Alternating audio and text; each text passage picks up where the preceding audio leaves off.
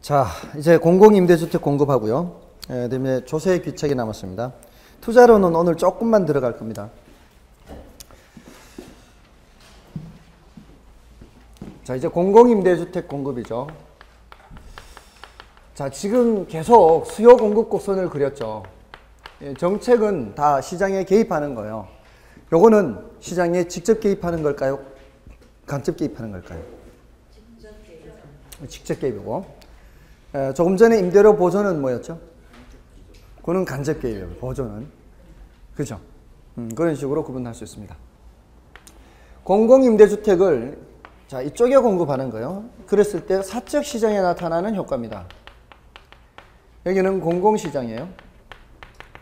여기는 이제 자격이 되는 저소득층들이 우선적으로 들어올 수 있게 옆 동네에다가 공공임대주택을 공급하면은 사적 시장에 어떤 영향을 미치느냐 요거 살펴보는 거예요. 여기서도 또 단기 효과, 장기 효과예요. 자, 단기적으로 어떻게 될까요? 또 수요 얘기하는 겁니다. 단기는. 장기는 공급 얘기하는 거예요. 아주 쉬워요. 너무 쉽지 않나요? 계속 단기는 수요 얘기, 수요가 위냐 아래냐, 장기 공급 위냐 아래냐 이것만 하면 되거든요. 자, 이 시장에 그 옆 동네에 공공임대주택을 공급하면은 요 동네 수요가 어떻게 되겠어요? 요 동네 수요가 줄어들겠죠. 이쪽으로 자격이 되는 사람들이 갈 거 아니냐고요. 그러니까 주변에 지금 저소득층이 별로 없는 사람들은 느낌이 안 올 거예요. 주변이 다 이제 은숟가락 물고 태어난 사람들만 살면은 이쪽으로 가는 사람들은 생각을 못 하는 거예요. 저는 주변에 이쪽으로 가는 사람들이 많아서 바로 생각이 나요. 여기 이 동네에 살던 사람들 중에 저소득층들은 이쪽으로 간다. 그럼 이 동네에 빈집들이 늘겠죠. 이쪽으로 가면. 그러지 않겠습니까? 그래서 수요가 감사합니다. 빈집이 늘어난다 이 말입니다. 그러면은 자 어떻게 되겠어요? 수요가 감사하면은 임대료가 하락하겠죠. 가격이 하락합니다. 임대료가 하락한다 이 말이에요. 자, 어디까지 하락할까요? 이 하락하는 수준이 어디까지일까요? 그것은 이쪽 시장에서 제공하는 가격까지 하락합니다. 지금 현재 시장에서는 50인데 공공임대주택 시장에서는 40만 원을 받으면 40만 원까지 떨어진다고요. 더 이상 안 떨어집니다. 이제 여기 가봤자 40이기 때문에. 그죠? 맞나요? 여기 가봤자 40이기 때문에 이제 여기서는 더 이상 수요가 줄지 않습니다. 이쪽으로 안 갑니다. 그럼 단기적으로 여기가 40까지 떨어졌다 이 소리예요. 그 소리는 지금 여기 기존 공급자는 이제는 손실을 보는 거예요. 기존 공급자는 손실을 보는데 이 상황이 임차인들한테는 혜택인 거지. 그잖아요. 이게 기존 공급자는 50원 받아야 되는데 이제 40으로 떨어졌으니까 여러분들 행복주택 얘기 안 들어보셨어요? 행복주택. 공부만 하느라고 세상살이에는 별 관심이 없죠. 아니 이 박근혜 정부 출범하고 나서 행복주택 그렇게 얘기했구만은. 그렇게 해가지고 잠실에도 있고 저기 목동에도 있고 저기 또 어디죠? 공릉동인가? 그쪽 저쪽에도 있고 저기 저 서북 쪽에 수색 저쪽으로 수색 저쪽으로 있고 한데 가자 그쪽에도 있고 몇 군데죠? 5군데인가 7군데인가 있잖아요. 그게 다 그거예요. 이 공공임대주택이에요. 그게 신혼부부들 또 대학생들 이런 사람들 저소득층 그런 사람들이 사는 데거든요. 근데 목동이 엄청 반대가 심했거든요. 목동이 왜 그렇게 반대가 심했을까요? 일단 물 흐린다 뭐 이런 게 있겠죠. 근데 그런 것도 그런 거지만 거기에 지으면요. 그 동네에 그 아파트만 있는 게 아니에요. 그게 막 그 도시형 생활주택이나 이런 주택들이 많거든요. 오피스텔 뭐 저기 그 임대주택들이 많아요. 이 다세대 주택 같은 것들이 다가구 이런 데가 신정동 이런 데는 많다고요. 그 근처에. 그럼 거기에 저소득층도 많을 거라고요. 그 사람들이 다 입주할 거 아니냐고요. 지금 안 그래도 가뜩이나 뭐 도시형 생활주택 많이 지어가지고 지금 공실이 많다 그러는데 그 임대료 싸게 해서 거기다 제공해버리면 그 사람들 다 들어가 버리면은 바로 이웃에 옆에 바로 옆 동네니까 그럼 빈집들이 훨씬 늘어날 거 아니에요. 그 집 지은 사람들 어떡하라고. 안 그래도 지금 그런 상황에 더군다나 거기 뭐 그 저소득층들이 들어오면은 과밀 지역 뭐 학생들도 그렇고 물론 신혼부부고 대학생이 들어오기 때문에 초등학교나 이런 거는 큰 문제 없어요. 오히려 그런 게 더 문제가 되지. 저소득층이 그쪽으로 가버리는 빈집들이 늘어나는 겁니다.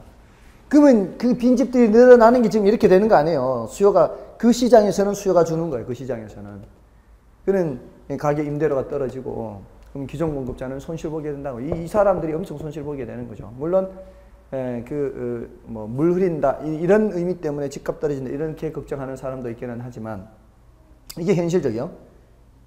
그래서 이렇게 되면은 장기적으로는 이 사람들이 가만히 있겠냐고요. 계속 손실 보고 있을 수는 없다고. 장기적으로는 결국은 공급이 어떻게 해요? 또 공급 얘기하면 돼. 장기적으로 하면 공급. 이게 머리가 팍 박혀 있어야 돼요. 단기 수요, 장기 공급 이렇게. 공급이 어떻게 되겠어요? 줄은 돈 안 되니까. 이 공급이 줄어든다면 공급 곡선이 왼쪽으로 이동하는 거예요. 이렇게. 어디까지 공급이 감소해요? 다시 가격이 50이 될 때까지는. 그럼 가격이 다시 어떻게 해요? 올라가서 임대료 올라서 가격이 50이 돼야 돼. 50이. 40까지 떨어졌다가 그렇게 되면은 이제 정상 이윤을 회복하는 거예요. 됐나요? 이런 과정이 공공임대주택 공급이에요. 그게 지금 208쪽에 사적 시장의 효과 이렇게 해놔서 그래프를 그린 겁니다. 사적 시장에서 단기적으로 효과, 단기적으로 효과, 단기 효과를 그렇게 수요 곡선이 왼쪽으로 이동하는 걸로 해놓고요. 장기 효과를 공급 곡선이 왼쪽으로 이동하는 것을 해놓은 겁니다. 그죠? 지금 계속 전부 다 그래프로 설명드리고 있죠? 지금 이 정책을 전부 다 그래프로 설명드리고 있습니다. 아시겠죠?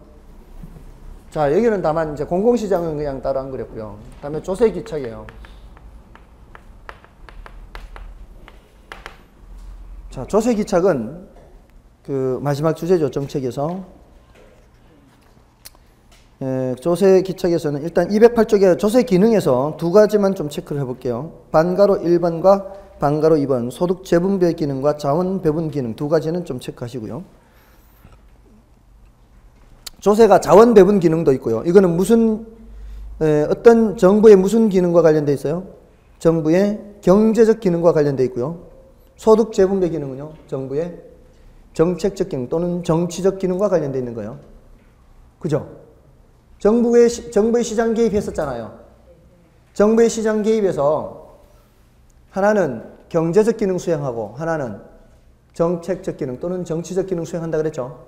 그래서 자원 배분 기능은 경제적 기능, 소득 재분배 기능은 정치적 기능 또는 정책적 기능. 그 두 가지 기능 모두 다 있습니다. 조세에는. 다음에 이제 조세 귀착의 문제요. 이 조세 귀착의 문제는 납세 의무자한테 세금을 부과를 했는데 납세 의무자가 순순히 자기 주머니에서 세금을 내지 않을 수 있다는 겁니다. 보통 재산세는 누구한테 매기죠? 집 주인한테, 소유자한테 매기죠. 근데 이게 말입니다. 자기가 자기 집에 살 때에는 어쩔 수 없이 내야 돼요. 근데 요거 새 집으로 내놓을 때는 그렇게 하지 않을 가능성이 많습니다. 재산세가 올라가 버리면 어떻게 해요? 세를 올려요, 세를. 월세, 전세를 올리는 거예요. 이러면은 돈 갖다 주기는 누가 갖다 주는데? 집 주인이 갖다 주는데 그 돈이 누구 주머니에서 나온 거예요? 세입자 주머니에서 나왔을 가능성이 있다는 얘기입니다. 그죠? 이게 그냥 누가 갖다 내느냐가 중요한 게 아니라는 거예요. 갖다 내는 사람은 집주인이라도 그 돈이 세입자 주머니에서 나왔을 수 있다는 얘기죠. 그래서 최종적으로 누가 얼마만큼의 조세를 부담하느냐 하는 게 바로 조세, 귀, 차계 문제. 돌아갈 귀 붙을 찰자예요. 돌아가서 붙냐 이 말이에요. 자, 이 조세 귀착은 자, 재산세를 예를 들면은 조금 설명이 조금 어색할 수 있어요. 왜냐하면 재산세는 사실 얼마 안 되거든요. 주택가액에 비해서. 주택이 2, 3억 하면은 재산세가 한 20만 원? 20만 원 되나요? 재산세 내보셨나요? 집값이 한 2, 3억 되면 20만도 안 되나요? 아, 그렇게밖에 안 돼요. 여기는 더 작네. 그게 지방세잖아요. 지방세라서 지방마다 조금은 다를 수 있죠, 그게. 여기는 더 받아도 될 동네 같은데. 너무 작다, 근데. 제가 자동차 있는 거 아시죠? 제 자동차가, 네, 오늘도 끌고 왔어요. 오늘도 끌고 왔는데, 29만 6,600이에요, 이제. 29만 8,600. 아닌데? 29만 9,600이구나. 이제 400 남았어요. 30만에. 400 남았는데, 이제 다음 달이면은 만 15년을 끊어요. 만 15년에 30만. 거의 이제 딱, 만 15년에 30년 끝내. 이게 만 10년부터는 자동차세가 더 이상 안 내려가거든요. 만 10년부터는. 내려갈 만큼 다 내려갔어요. 근데 이놈의 자동차세는 재산세가 아니에요. 재산세가 아니고, 이건 무슨 세인지 도대체 이해가 안 돼. 왜냐하면 재산세라고 하면은 재산의 가액에 따라 더 내는 거 아닌가요? 집값이 주택가격이 1억짜리, 2억짜리 이렇게. 저는 이 차 시장에 내놓으면 안 사가는 차예요. 사가는 사람도 없는 차예요. 근데 거기에 1년에 세금을 23만 원씩 내고 있습니다. 지금 현재 5년째 내고 있어요. 5년째. 만 15년이니까. 5년째 지금 23만 원씩 내고 있다니까요. 그렇게 따지면 저는 몇 억짜리 집을 갖고 있는 사람보다도 세금을 더 내는 사람이에요. 제가. 이래봐도. 엄청 내는 사람이에요. 그러니까 집값에 비해서 재산세는 얼마 안 되니까 제가 다른 예를 들게요. 여기가 지금 이게 휘발유 가격이라고 칠게요. 휘발유 가격이 2,000인데 지금까지는 휘발유에 세금이 안 붙었어요. 근데 앞으로는 세금을 200원씩 더 200원씩 받겠대요. 리터당 2,000원이에요. 이게 휘발유를 예를 들더라도 전혀 관계가 없어요. 이게 이제 2,000이라고 잡고요. 이게 이제 여기가 끊어졌다고 이렇게 보고, 끊어질 때는 이렇게 표시하죠. 이렇게 쭉 있다고 치고요. 여기가 이제 200이라고 칠게요. 200만큼 올라간 거 여기에. 요 높이가 며칠이란 얘기예요? 요 높이가 2,200이란 얘기죠. 그러니까 주유소에서는 이제 2,000 받던 사람은 2,200 받으려고 하고요. 2,180 받던 사람은 2,080 받던 사람은 2,280 받으려고 하고요. 1,980 받던 사람은 2,180 받으려고 하는 크기를 다 얼마씩 올려요? 다 200씩 올리겠죠. 자기 그 있던 위치에서 그대로 200씩 받으려고 했던 것보다는 다 200씩 올리겠죠. 그러면 리터당 200원씩 세금이 붙는다는 얘기는 이 공급곡선이 200원만큼 위로 올라간다는 얘기죠. 맞나요? 이렇게 올라간다는 얘기잖아요. 이렇게 공급곡선이 원래 받으려고 하는 것보다는 다 올리니까 이렇게. 자, 그런데 수요곡선과 공급곡선이 교차하는 점은 어디예요? 요 점이죠, 요 점. 이 점이 아니에요. 이 균형점이 아니에요. 이게 올라간 것만 이렇게 올라갔지. 균형점은, 자, 그래서 수요 공급을 공부를 한 거예요. 왜 수요 공급 다음에 바로 이렇게 정책을 하는가 하면은 수요 공급 시장론 다음에 다른 교재는 중간에 막 이상한 게 들어가 있어요. 그거는 체계상 안 맞아, 체계상. 왜냐하면은 지금 우리는 수요 공급 시장을 하고 바로 정책으로 왔거든. 왜? 정책이라는 거는 시장에 개입하는 거거든. 그러니까 수요 공급하고 시장 변 바로 다음에 와야 돼. 그래야 이런 얘기를 하는 수요 공급 곡선 이동하는 거예요. 그죠? 자, 그래서 공급이 감소하면 이 말이야. 공급 감소하는 것과 똑같아요. 그러면 가격이 이렇게 올라가요. 200으로 안 올라간다고. 가격이 200으로 안 올라가고 가격이 조금 올라가요. 그럼 요 위치가 좀 잘 보세요. 2200하고 2000하고 사이에 한가운데보다는 약간 아래죠. 보이시기에 한가운데보다는 약간 밑이죠. 그럼 요 높이가 2100보다는 아래. 그럼 예를 들어 요 정도 높이라고 보고요. 그럼 요 높이가 2080이라고 볼게요. 2080. 리터당 얼마가 됐다는 얘기예요? 2080이 됐다는 얘기예요. 세금 얼마 부과했어요? 리터당 200 부과했는데 지금 2080이 됐어요. 자, 근데 공급자들이 2080은 받겠죠. 리터당 2080을 받아요. 근데 세금은 얼마 내야 돼요? 리터당이라고 했죠. 리터당 200 내야 되잖아요. 2080 받아가지고 리터당 200 내면 이 사람 주머니에 얼마 들어올까요? 1880이 되겠죠. 맞나요? 그러면 2080에서 200을 뺀다는 얘기는 밑으로 내려가라는 얘기잖아요. 2080 위치가 요 위치거든, 지금. 여기요. 여기서 200만큼 내려가면은 요만큼 내려가지 않겠어요? 원래 여기서 200만큼 이렇게 올라갔잖아요. 여기서도 200만큼 올라가고, 여기서도 200만큼 올라가고, 이렇게 올라갔으니까, 여기서 200만큼 내려오면 요 위치잖아요, 요 위치. 요 위치가 몇 위치라고요? 1880 위치라고, 이게. 자, 그럼 요 위치를 또 적었어요, 이렇게. 1880. 자, 이게 원래 가격이에요. 2000이 원래 가격. 자, 그래서 이거는 이제 보지 말고요. 이건 보지 말고. 예, 원래 가격하고 비교한 원래 가격하고. 원래 가격 최초 얼마였어요? 2000원이었죠. 자, 여기서 수요자가 지불하는 금액이 얼마요? 바뀐 게. 처음에는 2000원만큼 수요자가 지불하면은, 여기 수요자 지불하는 금액이 2000원이면 공급자 수입이 그대로 얼마 됐어요? 처음에는 그대로 2000원 됐죠? 세금 없었을 때는. 수요자가 이만큼 내면 공급자 이만큼 수입이 됐어요. 근데 이제 수요자가 얼마 지불해요? 2080 지불하죠? 맞나요? 공급자 수입이 얼마예요? 2080이에요? 1880이죠? 맞나요? 수요자가 지불하는 거는 2080 내는데 공급자 주머니에 들어가는 거는 1880이라고요. 요 차이가 지금 뭐 낸 거예요, 지금? 200 세금이잖아요. 자, 그러면은 수요자는 원래보다 얼마 더 내요? 수요자는 원래보다 80 더 내잖아요. 근데 공급자는 원래보다 얼마 줄어들었어요? 120 줄었잖아요. 그러니까 요 120만큼은 누가 부담한 거고요? 공급자 부담이고요.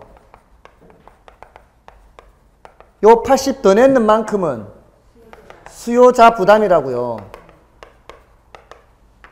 200 중에 됐나요? 그러니까 2000원에서 80원으로 올라간 만큼은 수요자가 돈을 더 내야 되는 거잖아요. 그러니까 80만큼이 수요자 부담, 요 위 크기가 위는 수요자 부담이고, 요 아래는 요게 120이에요. 요게 총 200이잖아요. 총 200에서 80만큼은 수요자 부담, 아래 요 부분만큼은 공급자 부담이라고요. 맞나요? 그래서 앞으로는 그래프를 그려놓고 이렇게 그래프가 올라갔을 때 위하고 거기서 수직으로 내려온 것에서 이렇게 간 요 크기예요. 요 전체 크기 중에 아랫부분은 누가 부담한 거고요? 공급자 부담, 윗부분은 수요자 부담인데 지금 여기서는 누가 더 커요, 부담이? 공급자가 더 크죠? 그 이유는 공급자의 그래프가 더 가파르기 때문에 그래요. 공급자 그래프가 가파르죠? 그렇게 그렸어요, 이게 제가 일부러. 수요 곡선을 더 완만하게 그렸지 않습니까? 공급자를 더 가파르게 그렸죠? 그래서 지금 공급자 부담이 더 크게 나온 거예요. 그러면 공급자가 더 가팔라 버리면요, 아랫부분이 더 이렇게 가파르게 되면서 밑으로 내려오거든요. 그럼 가파를수록 더 많이 부담하는 거예요. 그럼 완만할수록 이 부분을 위로 올려버려요. 위로 올려버리면서 위가 올라가는 거예요, 위가. 그래서 완만할수록 덜 부담하면서 상대방을 더 부담시켜버리는 거예요. 그럼 탄력적인 게 완만한 거죠. 탄력적일수록 덜 부담하고요. 비탄력적일수록 더 부담해요. 그럼 수요자도 마찬가지예요. 수요자도 자기 윗부분이 자기 부담인데 더 완만할수록 윗부분을 내려 눌려버려요. 탄력적일수록 덜 부담이죠. 그죠? 그래서 결국 수요자든 공급자든 탄력적일수록 덜 부담. 맞죠? 네. 그래서 이게 키워드예요. 탄력적일수록 덜 부담이다. 됐나요? 탄력적일수록 덜 부담이다. 자, 그래서 여기가 수요가 탄력적일수록 수요가 덜 부담, 공급이 탄력적일수록 공급이 덜 부담, 이렇게 되는 거예요. 됐죠? 자, 그럼 이제 완전 탄력적이면 어떻게 될까요, 그러면?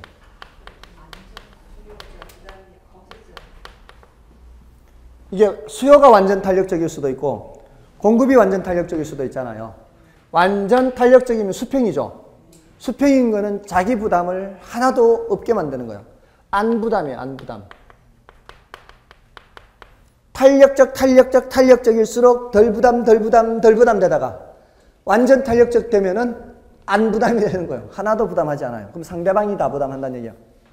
그러면 비탄력적일수록은 어떻게 되겠어요? 더 부담이 되겠죠? 그러다가 완전 비탄력 되면은 다 부담이 되는 거예요. 그렇잖아요. 덜 부담, 안 부담. 더 부담, 다 부담. 이렇게. 맞잖아요. 근데 이거 하나만 기억하면은 반대쪽으로는 반대로 생각하면 되니까. 자, 근데 좀 주의를 할 게 있어요. 주의를. 자, 이게 완전 탄력적인 거 생각하지 마시고요. 탄력적일수록 덜 부담이라고 그랬죠. 자, 근데 이게 수요도 탄력적일 수 있고요. 공급도 탄력적일 수 있잖아요. 그럼 어떻게 해야 될까요? 더 탄력적인 쪽이 덜 부담이에요. 더 탄력적인 쪽이. 한 사람만 보면 안 되는 거예요. 그래서 얘는 상대적 탄력도에 따라서 결정하는 거예요. 의해 결정. 상대적 탄력, 상대적이라는 표현 아시나요? 상대적이라는 단어에 대응하는 표현이 절대적이란 말이거든요. 상대적은 두 개 비교하는 거죠. 이렇게 비교해서 보는 거죠. 자, 그래서 이런 질문을 조심해야 돼요. 수요가 탄력적인 경우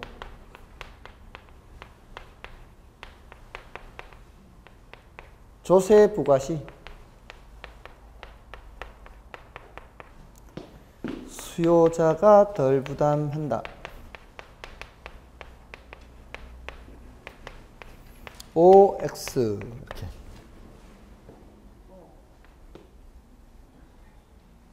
OX.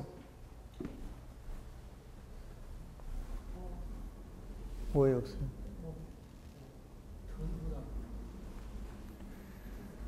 여러분들 그 어떤 집에 동생이 키가 더 크대요. 동생이 키가 더 크대요. 그래서 똑똑 문을 열었는데 키가 190cm 애가 나왔어요. 걔가 동생이게요, 형이게요? 걔가 동생일까요, 형일까요? 키가 190짜리가 나왔어요. 제가 지금 방금 뭐라 그랬죠? 동생이 더 크다 그랬죠? 동생이 더 크다 그랬죠? 근데 나왔는 애가, 똑똑 문 두드려 나왔는 애가 키가 190이에요. 얘가 동생이게요, 형이게요? 예? 지금 모르잖아요. 지금 여기에서 지금 공급 얘기 한 적 있어요, 없어요? 아직 공급 봤어요, 안 봤어요, 아직? 공급 아직 안 봤잖아요.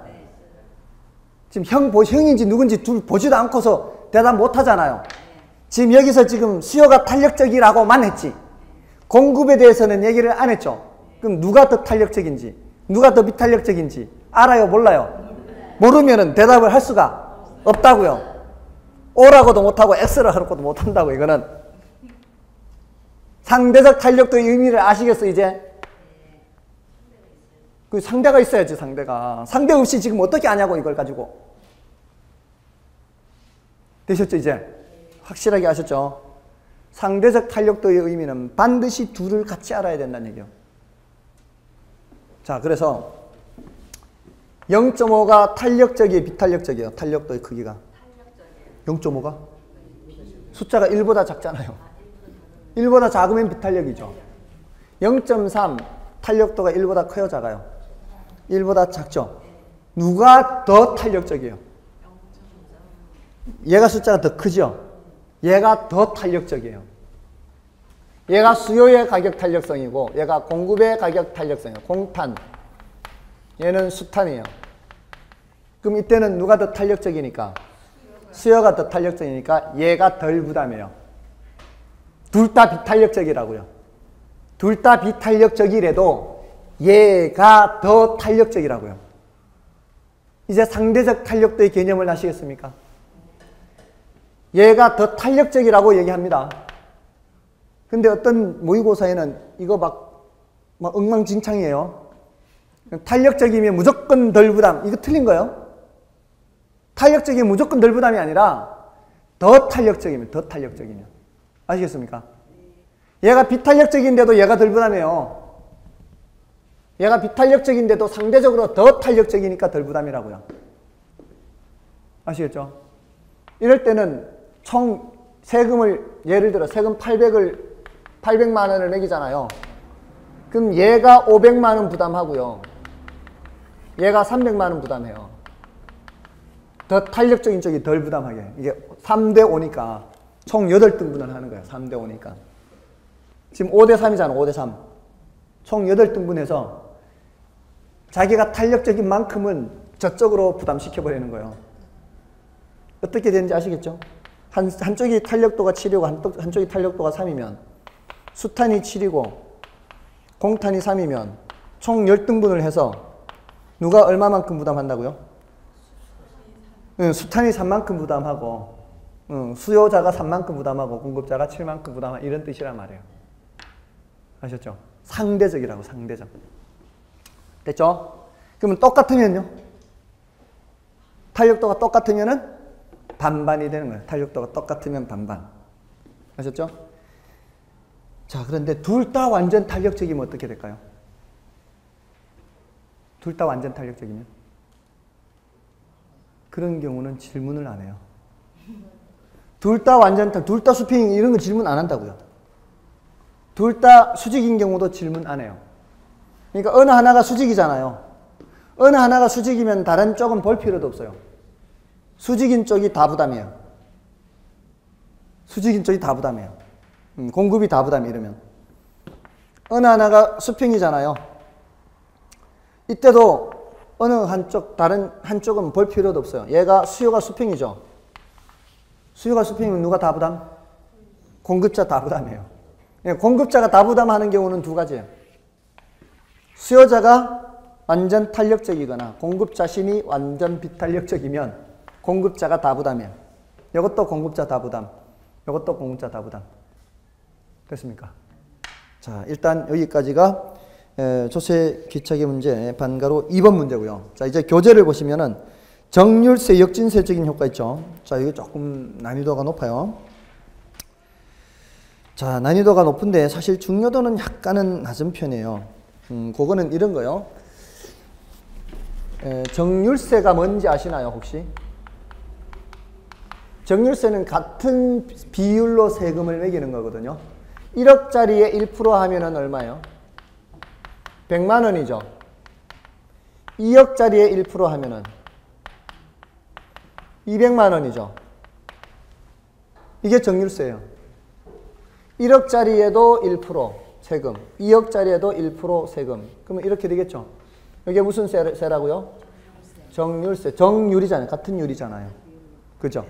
근데 다른 조건은 똑같다고 보고요. 이게 새집, 헌집 그 두 개 차이만 있다고 보세요. 똑같은 회사가 건축했는데 하나는 오래됐고 낡았고 하나는 금방 지었고 똑같은 설계도면으로 똑같은 평형이에요. 어떤 게 새집이고 어떤 게 헌집이겠어요? 싼 게 헌집, 비싼 게 새집이겠죠. 자, 이거를 신규 주택과 중고 주택으로 구분해 볼게요. 다른 조건은 똑같다고 봐야 돼요. 얘가 2억짜리고요. 얘가 1억짜리라고요. 다른 조건은 똑같고, 아시겠어요? 자, 근데 이거 금방 새로 지은 집이고요. 중고주택이고요. 자, 수요와 공급의 탄력성을 좀 볼까요? 신규주택은 누가 더 탄력적이라 그랬죠? 신수탄, 중공탄 했죠? 신규주택은 수요가 더 탄력적이고 중고주택은 공급이 더 탄력적이다. 신수탄, 중공탄 했죠? 신규주택은 수요가 더 탄력적이고 공급이 굉장히 비탄력적이에요. 얘가 더 탄력도가 커요. 신규주택은 이쪽이 탄력도가 더 크다는 얘기는 이쪽이 더 많이 부담한다는 얘기예요. 중고주택은 전화 한 통 하면 공급한다 그랬죠? 중고주택은 전화 한 통하라고 우리 집 좀 팔아주세요 할 거 아니에요. 몇 동 몇 톤인데 집 좀 내놓겠습니다. 공급이죠, 공급. 중고주택은 공급이 굉장히 탄력적이라고요. 그럼 누가 덜 부담해요? 공급이 덜 부담, 수요가 더 부담해요. 맞나요? 자, 이제 여기에다가 요 금액을 세금으로 매겼다고 체크해 볼게요. 자, 여기는 얼마의 세금이에요? 100만 원이에요. 여기는 얼마의 세금이에요? 200만 원의 세금이에요. 자, 요거 3대7로 해볼게요. 아까 조금 전에 3대7 썼다 지웠나? 3대7. 3대7이면 이쪽은 누가 3대7이에요? 공급이 더 부담, 수요가 덜 부담이죠. 그러면 3대7로 이렇게 부담하겠죠. 맞나요? 공급이 비탄력적이고, 공급은, 신규주택 공급은 새로 지어서 내놔야 되기 때문에 굉장히 비탄력적이에요. 그럼 이 200만 원에 3대7로 나누면 어떻게 돼요? 여기가 3, 이게 탄력성은 얘가 더 크지만 부담은 얘가 더 많은 거죠. 맞나요? 자, 그럼 여기서 3대7 하면 어떻게 돼요? 이렇게 되겠죠. 맞나요?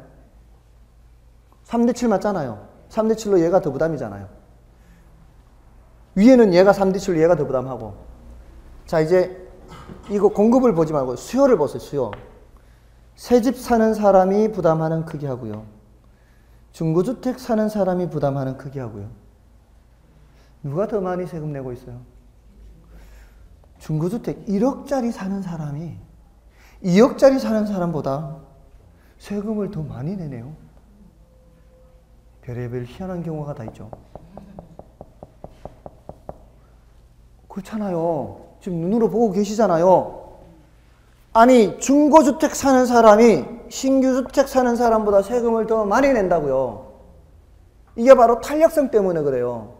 신규주택은 수요가 더 탄력적이고 중고주택은 공급이 더 탄력적이기 때문에 중고주택은 수요자가 부담하는 크기가 커질 수 있거든요. 그래서 이런 역진세적인 효과가 나타나는 거예요. 정률세가 무슨 효과? 역진세적인 효과가 나타날 수 있어요.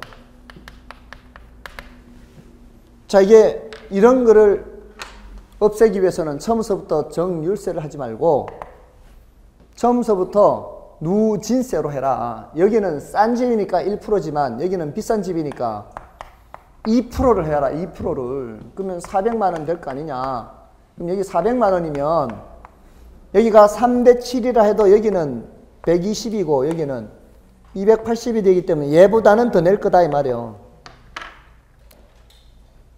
좀 감이 오세요? 이렇게 정률세로 하지 말라는 얘기예요. 정률세로 하면 저렇게 될 수가 있으니까. 아시겠죠? 예, 그래서 동그라미 4번 맨 밑에 있어요. 조세부담의 수직적 형평성을 달성하기 위해서는 주택가치에 따라 세율이 누진적으로 적용되어야 할 것이다. 이렇게. 누진적으로 적용되어야 할 것이다. 누진적. 됐죠? 자, 넘어가시고요. 자, 양도소득세 부과의 동결 효과입니다. 자, 요거는 뭔 소린가 하면은 동결이 뭔지 아시죠? 꽁꽁 얼어붙는 거죠. 자, 이게 언제 얘기인가 하면은 2006년하고도 8월 31일이었습니다. 2006년 8월 31일. 그때가 무슨 해였는가 하면은 아직 노무현 정부가 2년 정도 남아있는 타임. 2년 맞죠?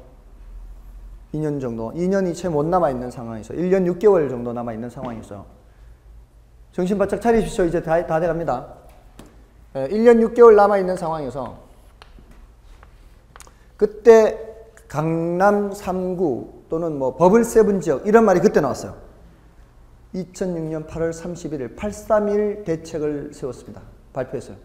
그 831 대책 때 그때 한나라당에서 세금 폭탄이라는 용어를 만들어냈습니다. 그때 종부세 무슨 세 엄청 나온 거예요. 그때. 근데 그때 그 이유가 뭔가 하면은 강남 지역에 가격이 엄청 올라갔거든요. 그게 투기적 수요 때문에 올라갔어요. 투기적 수요도 유효 수요죠. 유효 수요는 뭐와 뭐만 있으면 돼요? 구매 의사와 지불 능력만 있으면 되는 거예요. 그게 목적이 투기 목적이든 실수요 목적이든 수요는 수요예요. 이 투기적인 수요가 올라가면서 가격이 엄청 올라갔거든요. 투기적인 수요는 뭐를 노리는 수요예요? 시세 차익 노리는 수요죠. 투기적인 수요가. 그 시세 차익이 바로 부동산에서는 양도소득으로 나타납니다. 부동산에서는. 그러니까 정부에서 어떻게 해요? 투기하지 마라. 양도소득세에다가 세금을 엄청 때리겠다라고 발표했다고요. 그때 당시에. 그 양도소득세 중과하겠다. 중과. 그 의도가 뭐예요? 그 양도소득세 중과 의도는 뭐예요? 그렇죠. 이거는 의도는 투기적인 수요를 줄이겠다는 얘기죠. 예, 앞으로 그때 저도 그 뉴스를 들은 기억이 생생한데 투기를 해서는 돈을 벌 수 없게끔 하겠다 앞으로. 예, 이렇게 대통령이 말할 정도로 투기 수요를 줄이기 위한 거예요. 그럼 자, 의도는 요거를 다시 이렇게 줄이기 위한 거죠. 그죠? 근데 결과는 어떻게 됐을까요? 왜 더 올라갔을까요? 투기 수요를 줄이려는 의도였는데 결과는 그 동결이 바로 뭔가 하면은 요거예요. 수요 의도는 요건데 의도는 요건데 결과는 요렇게 됐어요. 왜냐? 자, 이 산 사람 또는 사는 사람들이 네가 오래 가냐 내가 오래 가냐 보자.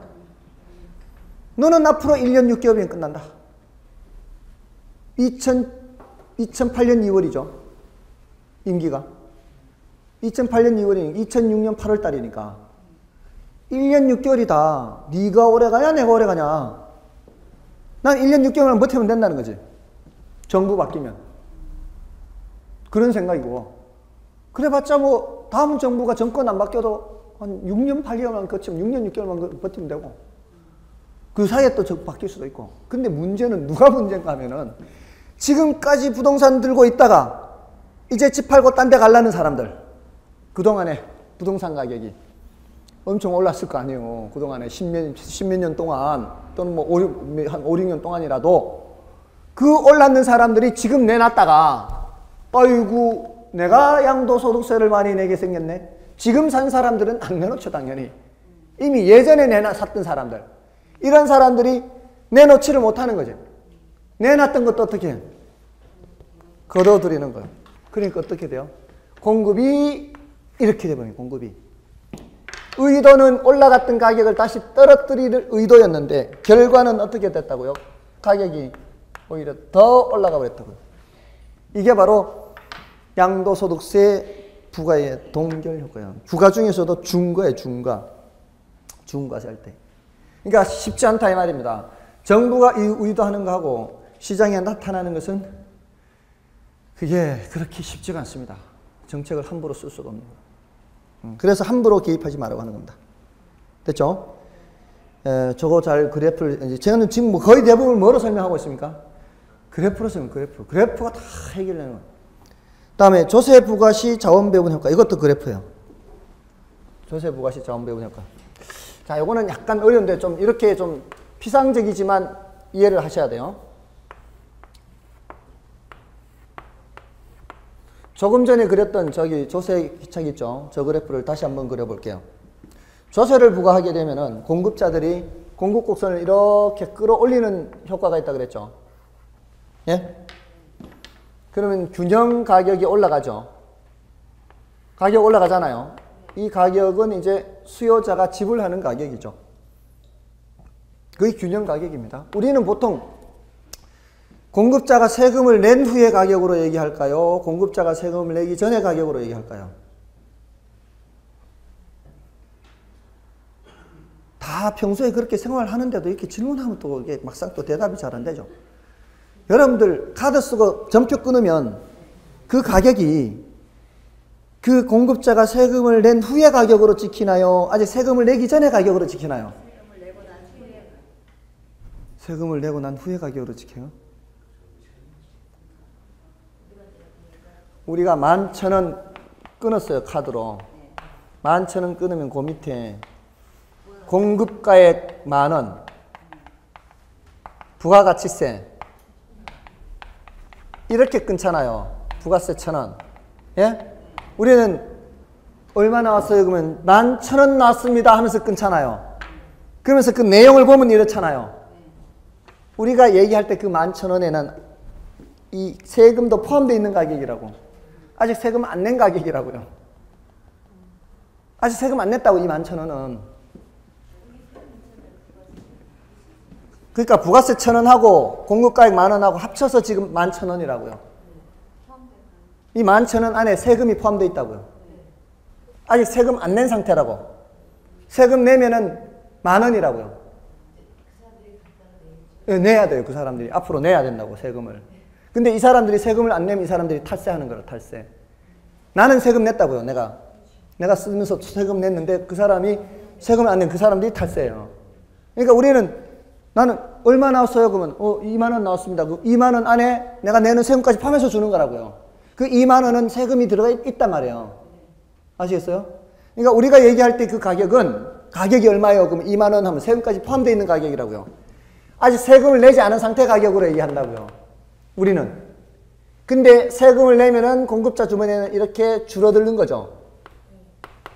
세후 수입은 이렇게, 세후 가격은 이만큼이다. 세전 가격은 이만큼이다. 특별한 언급 없으면 우리는 세후 가격 얘기하는 거예요? 세전 가격 얘기하는 거예요? 세전 가격 얘기하는 거 전부 다. 아시겠어요?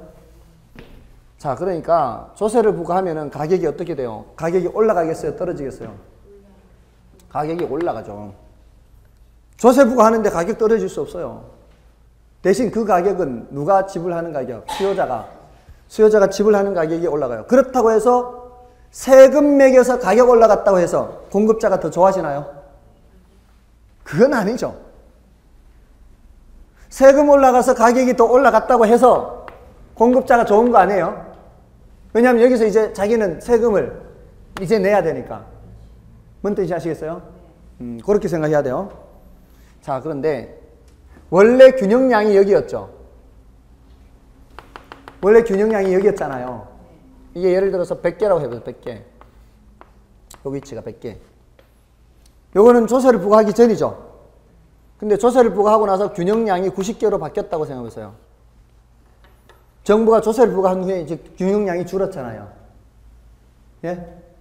자, 100개를 만들어서 소비하는 게 사람들이 제일 좋다라고 생각하는 상황이었어요. 조세를 부과하기 전에는.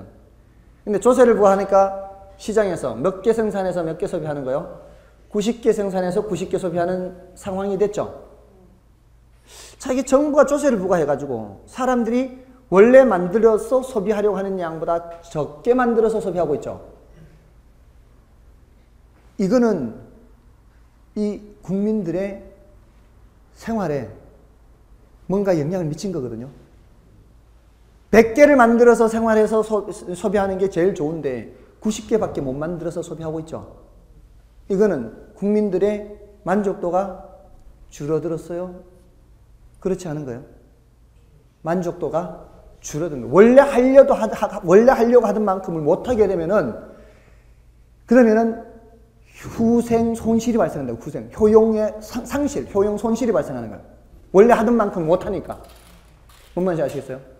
근데 원래 하려고 하던 만큼보다 더 많이 못하면 더 많이 못할수록 효용 상실은 점점 더 커져요. 하려던 만큼을 못하게 되면은. 이게 자원 배분의 왜곡이라 그래요. 자원 배분 왜곡. 지난주에도 자원 배분 이런 말씀 드렸죠. 적정량보다 과소 생산되거나 과다 생산되면 비효율이라 그랬죠. 이렇게 개입해서 이렇게 양이 줄어들어버리면 어떻게 된다고요? 적정량보다 적게 생산해. 그러면 뭐가 발생한다고요? 비효율이 발생합니다. 비효율. 아시겠어요? 근데 앞에서 우리 어느 하나가 수직일 경우에는 어떻다 그랬어요? 어느 하나가 수직일 때는 다른 하나가 아무리 변해도 균형량의 변화가 없다 그랬죠? 어느 하나가 수직일 때는 균형량 변화가 있다 없다? 균형량 변화가 없다 이 소리는 원래 생산하려던 만큼을 생산할 수 있다 없다? 있다. 이러면은 자원 배분의 왜곡이 있다 없다? 자원 배분의 왜곡이 없다요 없다. 원래 하던 만큼 만들 수 있으니까 이때는. 아시겠어요? 조금 어려워요.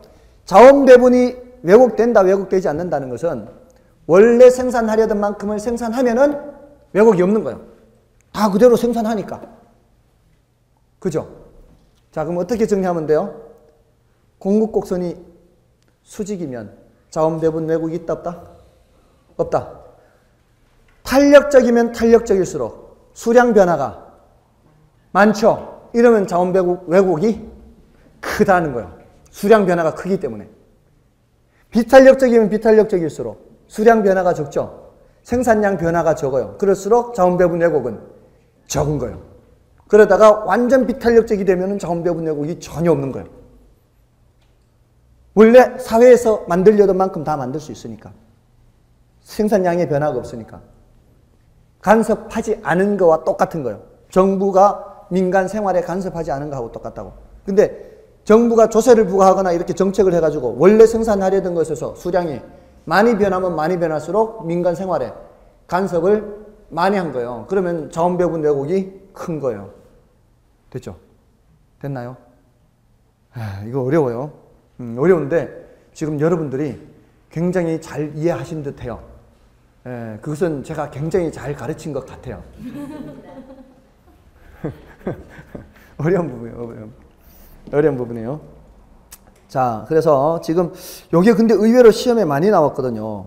그래서 난이도는 높은데 시험에 많이 나왔어요. 반가로 4번, 5번이. 그래서 좀 주의를 하시고요. 근데 그 앞에 반가로 2번이 이제 가장 중요한 내용이에요. 조세 부과의 효과가 조세기책에서는. 자, 이렇게 해서 정책론까지 다 말씀을 드렸습니다. 좀 어려웠죠. 근데 이제 오늘 다른 거는 몰라도 그 투자론에서 근데 여러분들한테 좀 과제를 드려야 될 것 같아요. 여러분들이 이 문제 있죠? 기출문제. 이걸 다음 순환에 좀 풀어드릴 거예요. 이제 5월, 6월 달에 좀 이제 드디어 문제를 좀 풀어드릴 건데 여러분들이 조금은 그래도 풀어보십시오. 풀어보시는데 어떻게 푸시는가 하면은 다 풀기는 벅차니까 문제가 많잖아요. 지금 부동산 가격 공시제는 제가 말씀 안 드렸어요, 아직. 부동산 가격 공시제는 보지 마시고 그거 빼고 5문제마다 한 문제 정도 지금 풀어보세요. 5문제마다 한 문제씩 정도. 예? 그러니까 5, 10, 15 이렇게 5번 문제, 10번 문제, 15번 문제 이렇게 다 풀기는 벅찰 거고 기출 문제를 조금 보시라고요. 근데 해설이 좀 자세히 되어 있는 편이니까 해설을 보시고 혹시 잘 안 된다 하면은 반드시 질문하십시오. 아시겠어요? 거기 있는 해설이 부족할 때에는 더 자세한 해설을 해 드릴 테니까 혹시 밴드에 해설 올라온 거 보신 적 있어요? 보신 거 있나요? 굉장히 자세히 올려놨죠? 누군가 질문을 하니까. 제가 거의 그 스마트폰 중독자예요. 그래서 늘 들고 있어요. 그래서 질문이 올라오면 바로 그냥 이렇게 해서 올리거든요. 그래서 그게 왜 제가 그걸 참 선호하는가 하면 지금 많이 보는 문제는 한 250명 정도까지 클릭을 해서 봐요. 지금 회원수가 750인데 750명 중에 250명이면은 3분의 1 정도 보시잖아요. 저로서는 굉장한 이 즐거움을 느껴요. 왜냐하면 저는 한 번 올리잖아요. 근데 보는 사람은 250명이나 본다는 사실이 너무나 효과가 좋다는 거죠, 그게. 그래서 혹시라도 이 문제를 좀 풀어보시고 꼭 좀 질문을 했으면 좋겠습니다. 왜냐하면 여기 있는 문제가 중요도가 다 똑같은 거 아니에요. 중요도가 낮은 것도 있고 높은 것도 있고 다르기 때문에 꼭 그렇게 질문을 하시고요. 오늘 이제 마지막 지렛대 효과만 말씀을 드리고 오늘 수업을 마치도록 할게요. 지렛대 효과는 뭐 시간이 많이 걸리진 않으니까 269쪽에 투자론의 부동산 투자의 장점이라는 거 있죠. 자, 여기서 지렛대 효과는 굉장히 중요합니다. 넘어가시면은 인플레이션 헤지라든가 소득 이득과 자본 이득, 괄호 4번의 절세 효과까지 얘네들을 부동산 투자의 장점에서 보통 얘기하는데 괄호 2번, 3번까지는 그래도 꼭 알아두십시오. 경우에 따라 괄호 4번도 지문으로 등장하기는 합니다. 근데 이제 괄호 2번, 3번은 꼭 알아두시고요. 지난 순환에 이 정도는 다 말씀을 드렸으니까 지난 순환에 좀 설명을 계산 문제를 풀지 않았던 지렛대 효과를 설명드리겠습니다. 자, 269쪽에 그 수정할 게 하나 있어요. 269쪽에 셋째 줄에 보시면은 VA 레버리지라고 해놨으면서 플러스라고 돼 있죠. 그죠? 네. 이걸 마이너스로 바꿔야 되죠. 마이너스로 바꿔야 됩니다. 자, 이 레버리지 효과는 타인 자본 사용 효과를 말합니다. 타인 자본 사용 효과.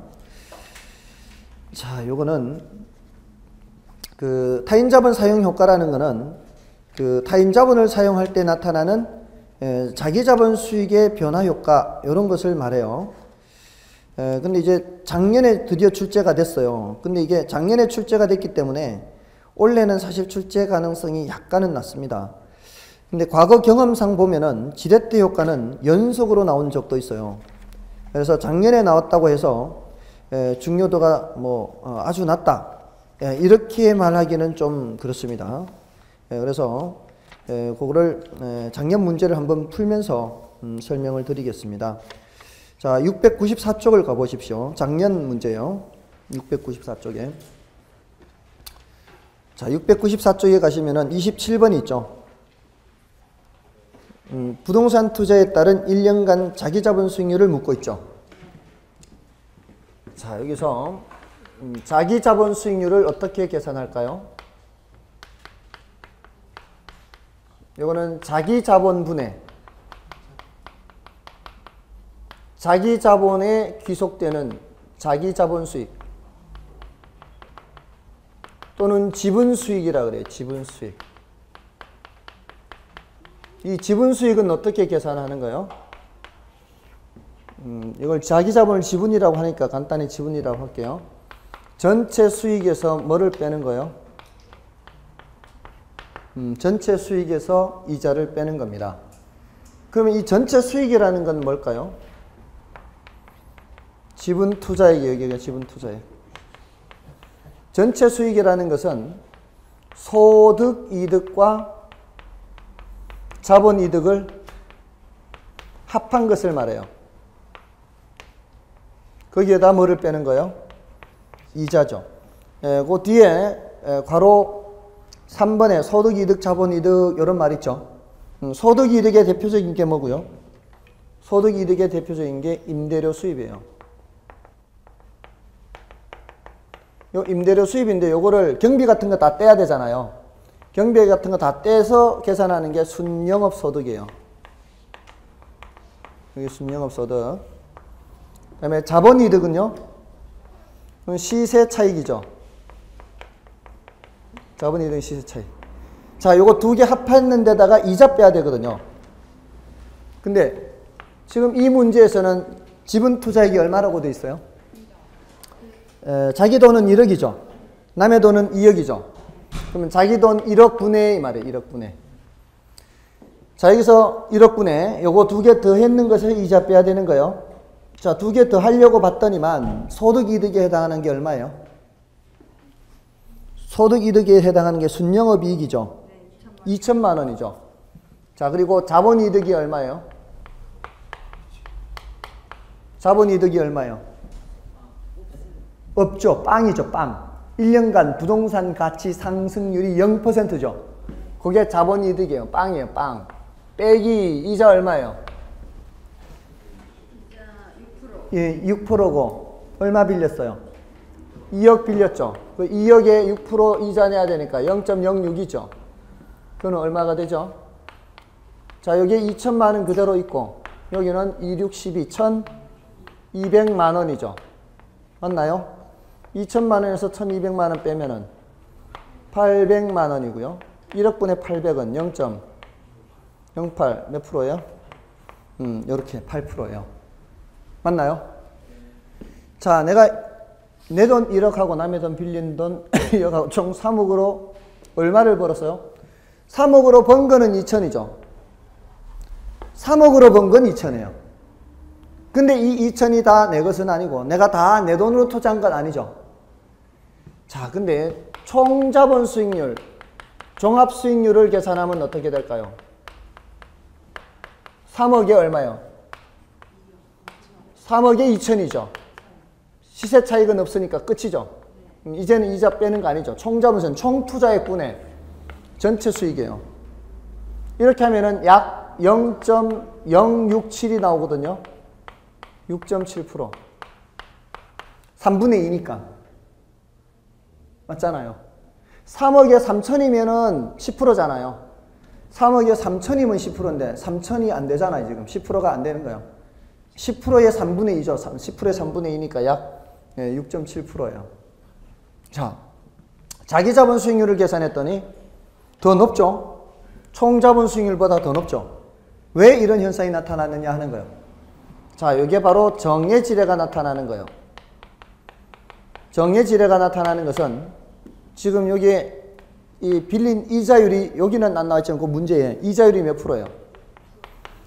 이자율 싼 이자를 빌려와 가지고 내 돈하고 합쳐서 얼마를 벌었어요? 총 자본 수익률이 6.7%죠.